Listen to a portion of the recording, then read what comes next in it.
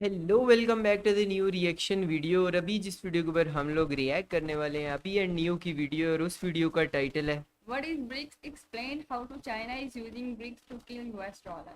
अच्छा अच्छा जी। खैर, यूएस डॉलर तो वैसे भी जिस तरीके से इंडिया और इसी तरह के बड़े बड़े और कंट्रीज जिस तरह रशिया चाइना ये सारे मिलके एक शायद करेंसी कुछ आपस में ट्रेड वगैरह अपनी अपनी करेंसी में करना चाह रहे हैं, ये उससे रिलेटेड हो सकती है। बट इसमें मेन जो करेक्टर है वो इंडिया है, जो कि सबसे ज़्यादा कोशिश ये कर रहा है कि यूएस डॉलर को छोड़ के हम लोग अपनी करेंसीज़ के अंदर, क्योंकि इंडिया की करेंसी में वैसे भी लोग अब मतलब बहुत सारे कंट्रीज़ में परचेजिंग कर सकते हैं डायरेक्टली।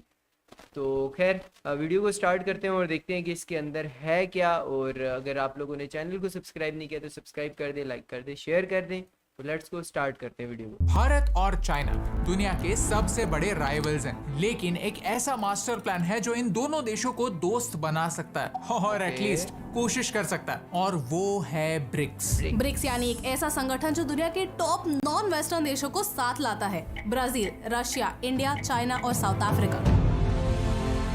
अच्छा, इसमें आज वेस्टर्न रूमर्स हैं कि कंट्री ब्रिक्स अपनी एक करेंसी बनाना चाहता है जो डॉलर का डोमिनेंस खत्म करेगी। क्या ये डी डॉलराइजेशन की शुरुआत है? क्या इस बहाने भारत और चाइना की दोस्ती हो सकती है, और इससे हमें क्या फर्क पड़ता है? आइए जानते हैं आज के। वैसे इंडिया और चाइना की अगर फ्रेंडशिप हो जाती है तो उसमें बहुत ज़्यादा बहुत फर्क ज़्यादा। पड़ेगा। मतलब अगर इनके बॉर्डर्स पे लड़ाई ना हो, पाकिस्तान का भी फिर इश्यूज बहुत सारे ख़त्म हो जाएंगे, तो ये सारे के सारे इस पूरे खित्ते के लिए मतलब एक अच्छी चीज़ होगी।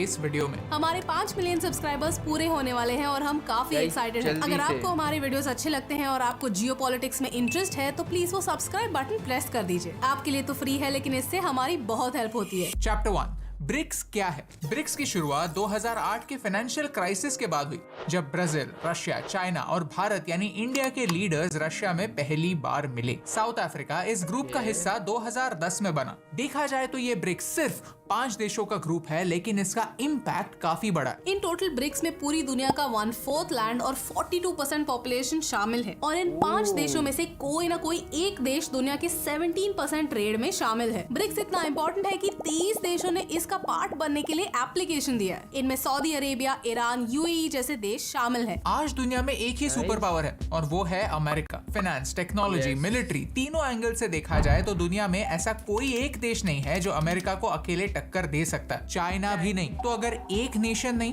तो ग्रुप ऑफ नेशंस ही सही। ब्रिक्स एक ऐसा ही ग्रुप है जो दुनिया की फास्टेस्ट ग्रोइंग इकोनॉमीज को एक साथ लाना चाहता है। इस साल ब्रिक्स देशों के मेंबर्स और लीडर्स साउथ अफ्रीका में मिलने वाले हैं। लेकिन साथ आने का मतलब क्या है? क्या सिर्फ मीटिंग्स करना काफी है, या ऑब्जेक्टिव कुछ और होना जरूरी है? शुरुआती दिनों में ब्रिक्स नेशंस का कोई एक पर्टिकुलर गोल नहीं था, लेकिन आज जियोपॉलिटिक्स कुछ ऐसा शेप ले रहा है कि ब्रिक्स का ऑब्जेक्टिव क्लियर हो रहा है, और वो है वेस्ट की पावर का दी एंड। चैप्टर 2, ब्रिक्स का economic master plan. Russia Ukraine war ने पूरी दुनिया को एक बात का रिमाइंडर दिया है कि यूएस डॉलर सिर्फ एक करेंसी नहीं, एक वेपन है। जैसे ही रशिया ने यूक्रेन पर हमला किया, अमेरिका ने रशिया पर अलग अलग सैंक्शंस थोप दिए। उन्हें स्विफ्ट के इंटरनेशनल मनी ट्रांसफर सिस्टम से बाहर कर दिया। उनके 300 बिलियन यूएस डॉलर्स के रिजर्व को फ्रीज कर दिया। आज दुनिया का 80% ट्रेड यूएस डॉलर्स में होता है। एक देश की सेंट्रल बैंक अपने पास किसी फॉरेन स्टेबल करेंसी के रिजर्व्स रखती हैं, जिन्हें फॉरेक्स रिजर्व्स कहते हैं,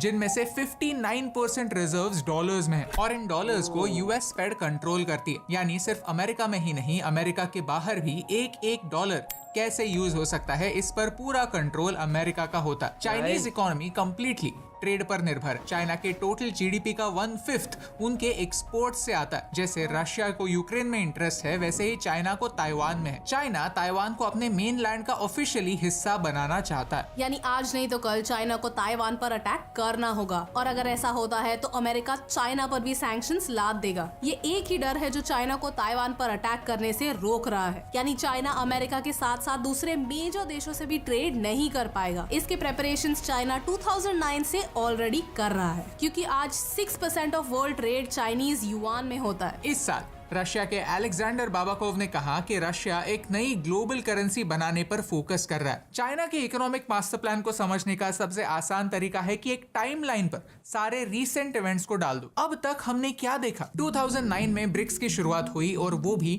2008 के फाइनेंशियल क्राइसिस के बाद। उसके बाद 2014 से लगातार हर साल ब्रिक्स के देश एक दूसरे के साथ मीटिंग्स कर रहे हैं। 2020 में पैंडेमिक आने के बाद कई देशों को एक इकोनॉमिक क्राइसिस से गुजरना पड़ा और उनमें से कई देशों को IMF ने मदद करने से इनकार कर दिया। मार्च 2022 में रशिया ने यूक्रेन को इन्वेड किया और उन पर वेस्ट ने सैंक्शंस लगाए, लेकिन बाकी की दुनिया ने रशिया से ट्रेड करना छोड़ा तो नहीं। दिसंबर 2022 से डी-डॉलराइजेशन की शुरुआत हुई। इस साल 2023 में अमेरिका की एक बड़ी bank silicon valley bank collapse हुई और 2008 जैसी ही एक सिमिलर सिचुएशन क्रिएट हुई, वही सेम सिचुएशन जिसने ब्रिक्स को जन्म दिया था। और अप्रैल 2023 से ब्रिक्स के सारे देश अपने गोल्ड रिजर्व्स बढ़ा रहे हैं। इंडिया ने 3 टन, रशिया ने 31 टन और चाइना ने 102 टन नया गोल्ड खरीदा है। ये सारे सिग्नल्स इसी ओर इशारा करते हैं कि ब्रिक्स अपनी नई करेंसी लॉन्च करने की तैयारी में है, और वो भी ऐसी करेंसी जो गोल्ड से बैक्ड होगी। एक नई करेंसी लेकिन इंडिया के पास सबसे ज़्यादा गोल्ड होने के बावजूद इंडिया ने मतलब इंडिया के उसके हिसाब से मतलब जितना इंडिया के पास गोल्ड है उस हिसाब से इंडिया ने कम रिजर्व्स रखे हैं। को सक्सेसफुल बनाने के लिए 3 चीजें इंपॉर्टेंट होती हैं: एक्सपांशन, एक्सेप्टेंस और ट्रस्ट। एक्सपांशन, जब और देश ब्रिक्स का हिस्सा बनेंगे तब होगा। एक्सेप्टेंस, जब सारे देश मिलकर डिसीजंस ले पाएंगे तब होगा। और ट्रस्ट, जब उस करेंसी की वैल्यू गोल्ड से जुड़ेगी तब होगा। और इन तीनों गोल्ड तो डायरेक्शंस रिजर्व में पे काम आता ही। जारी है। चैप्टर 3, नई करेंसी की आइडिया। ब्रिक्स करेंसी की पॉसिबिलिटी और प्रोसेस को समझना एक दूसरे करेंसी की प्रोसेस को समझने के बाद आसान हो जाएगा। ये है यूरो, जो यूरोप की सेंट्रल करेंसी है, जो EU के 20 देशों में यूज होती है। साथ ही साथ ये सारे नॉन इकट्ठे EU देश भी यूरो को यूज करते हैं। बात है 1979 की, जब EMS लॉन्च हुआ। EMS यानी यूरोपियन मॉनेटरी सिस्टम, जिसका मेन पर्पस अलग अलग यूरोपियन करेंसीज किस रेट पर एक्सचेंज होगी ये मॉनिटर करना था, जिसे ERM यानी एक्सचेंज रेट मैकेनिज्म कहते हैं। एक सिंगल करेंसी की आइडिया 1987 में आई फ्रांस और वेस्ट जर्मनी की वजह से। वेस्ट जर्मनी में डॉइच मार्क और फ्रांस में फ्रैंक करेंसीज हुआ करती थी। लेकिन एक पॉइंट के बाद Deutsch Mark as a currency काफी स्ट्रॉन्ग होने लगी। जर्मनी की इकोनॉमी मैन्युफैक्चरिंग पर चलती है और उनके हैवी मशीन्स और कार्स एक्सपोर्ट करके वो देश को चलाते हैं। अगर करेंसी बहुत स्ट्रॉन्ग हुई तो फैक्ट्री ओनर्स के लिए जर्मनी में चीजें बनाना डिफिकल्ट होगा, क्योंकि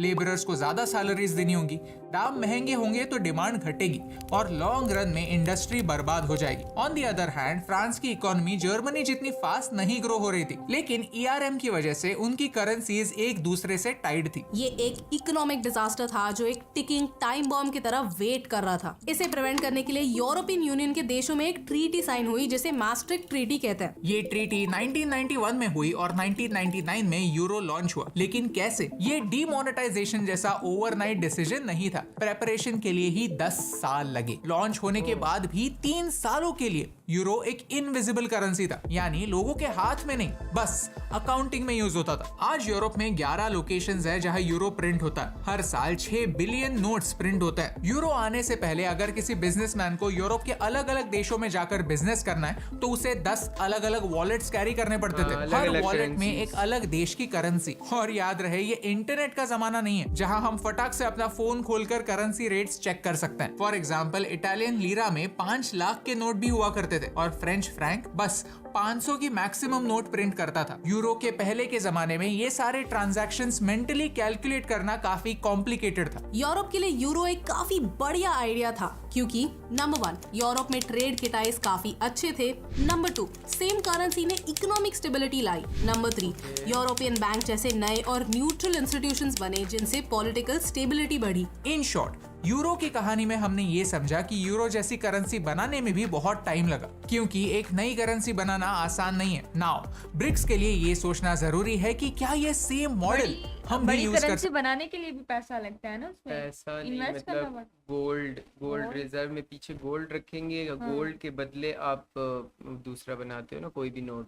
क्या हम कोई भी अपनी नोट एक बनता है, अलग उसके से पीछे करेंसी बनाकर गोल्ड ट्रेड इन्वेस्टमेंट इस नई करेंसी में स्टार्ट कर सकते हैं? चैप्टर 4, भारत और चाइना की दोस्ती। जिम ओनील एक इकोनॉमिस्ट है जिन्होंने 2001 में एक पेपर पब्लिश किया जहां उन्होंने पहली बार ब्रिक इस शब्द का इस्तेमाल किया था। वो कहते हैं कि कॉमन करेंसी बनाना एक एम्बैरेसिंग आइडिया है, क्योंकि जब तक भारत और चाइना में दोस्ती नहीं होती तब तक कॉमन करेंसी इम्पॉसिबल है। और अगर आप रीसेंट हिस्ट्री पर गौर करेंगे तो समझेंगे कि ऐसा क्यों। 2020 में गलवान वैली में भारत और चाइना के फोर्सेस के बीच में आपस क्लैशेस में हुए, कोई ना जिसमें कोई, 20 इंडियन जवानों ने अपनी जानें गंवाई। इस मोमेंट के बाद भारत और चाइना के रिलेशंस खराब हुए। हमने 68,000 ट्रूप्स लद्दाख भेजे, 300 चाइनीज एप्स बैन किए और चाइनीज कंपनीज पर टैक्स रेड्स करना स्टार्ट किया। 19 बार दोनों देशों की arm forces military level talks के लिए मिली, लेकिन दोनों साइड्स के आर्म फोर्सेस बॉर्डर पर तैनात है। चाइना ने पिछले 10 महीनों से भारत में कोई एम्बेसडर नहीं भेजा है। आज वेस्टर्न देश चाइना और भारत की राइवलरी देखकर कंफर्टेबल महसूस करते हैं, क्योंकि डिवाइड एंड रूल का कॉन्सेप्ट अभी भी आउट ऑफ फैशन नहीं हुआ है। भारत और चाइना आज आइडियोलॉजिकली काफी डिफरेंट है। हम एक डेमोक्रेसी है और चाइना एक डिक्टेटरशिप। भारत में डाइवर्सिटी है और चाइना में यूनिफॉर्मिटी। लेकिन अब अगर चाइना अमेरिका को चैलेंज करना चाहता है, रशिया अपनी इकोनॉमी को संभालने के लिए डॉलर के लिए अल्टरनेटिव बनाना चाहता है, तो भारत और चाइना को सेम पेज पर आना ही होगा, क्योंकि अल्टीमेटली यही दो देश ब्रिक्स के सबसे बड़े प्लेयर्स हैं। उन्हें वेस्टर्न मीडिया एशियन जायंट्स कहते हैं। चाइना और भारत की फ्रेंडशिप ब्रिक्स के सारे देशों के लिए फायदेमंद साबित हो सकती है और सही डायरेक्शन में एफर्ट्स भी जारी हैं। G20 भारत में हो रहा है और हो सकता है कि Chinese president Xi Jinping Bharat आए। 2017 में जब शी जिनपिंग भारत आए थे, उससे पहले रिलेशन सुधारने के लिए उन्होंने मिलिट्री डी एस्केलेशन की शुरुआत की थी। वैसे ही अब भी होने की संभावना है और इस पर दोनों देशों की फॉरेन मिनिस्ट्रीज बातें कर रहे हैं। ब्रिक्स का इकोनॉमिक मास्टर प्लान तब भी सक्सेसफुल होगा जब हम इकोनॉमिकली और पॉलिटिकली कोऑपरेट करने के लिए रेडी होंगे। इन कंक्लूजन हमें ये रियलाइज करना होगा कि यूरो जो एक मल्टीनेशनल करेंसी है, उसे बनने में भी 10 साल का प्रिपरेशन लगा था। 1999 में यूरो लॉन्च होने के बाद 3 सालों के लिए वो एक इनविजिबल करेंसी थी, यानी आम जनता के हाथ में नहीं थी, सिर्फ कुछ स्पेसिफिक पर्पस के लिए ही यूज होती थी, और वो भी उन देशों में जो आइडियोलॉजिकली काफी सिमिलर हैं और जियोग्राफिकली काफी नजदीक। ब्रिक्स करेंसी एक काफी इंटरेस्टिंग आइडिया है और काफी नेसेसरी भी है, जो in the future western monopoly को ब्रेक करने के लिए एग्जीक्यूट होना तय है। लेकिन उससे पहले इन 5 कोर देशों में कोऑपरेशन बढ़ने की जरूरत है। अगर आपको इस वीडियो से वैल्यू मिली इकोनॉमिक्स और जियोपॉलिटिक्स, वीडियो तो काफ़ी इंटरेस्टिंग थी। अच्छा, इसमें जो मज़े की चीज़ ये है कि उसमें अगर तो ये करेंसी बन जाती है, चाहे इसमें टाइम लगता है, टाइम तो लगेगा, जाहिर सी बात है टाइम लगेगा, और ये पांचों के पांचों कंट्रीज़ और काफ़ी बड़ी मतलब इनकी इकॉनमी है, और इन सारों में चाइना आता है पहले पे, और फिर उसके बाद इंडिया, और फिर उसके चाइना बाद टॉप ऑफ द लिस्ट है ना, तो मतलब ये सारे के सारे कंट्रीज, बाकियों के साथ तो इंडिया के रिलेशंस ठीक हैं, बस चाइना के साथ थोड़ी सी गड़बड़ रहती है क्योंकि बॉर्डर साथ जुड़े हुए हैं उस वजह से करके। बाकी अगर करेंसी बन जाती है तो वो जो अमेरिका की वो बदमाशी टाइप वाला सीन है ना, वो थोड़ा सा कम हो जाएगा। ख़त्म तो नहीं हो सकते क्योंकि चाहे भाई अमेरिका की वो दूसरा जीडीपी ट्रिलियंस, पता नहीं कितने ट्रिलियंस में है, और फिर उसके अलावा वो अपने डिफेंस का बजट और बाकी चीज़ों में सब में बहुत ज़्यादा वो पैसा लगाता है। मतलब बदमाशी उसकी नहीं ख़त्म हो सकती, मतलब कम हो सकती है, स्टार्ट हो सकता है। तो खैर ये एक अच्छी चीज़ है जो कि इंडिया ने स्टार्ट किया हुआ है। तो वीडियो मज़े की थी। आप लोगों का कोई भी ओपिनियन है इस चीज़ से रिलेटेड तो आप लोगों ने कमेंट सेक्शन के अंदर बताना है। हम लोग मिलते हैं एक और वीडियो के साथ, तब तक के लिए बाय।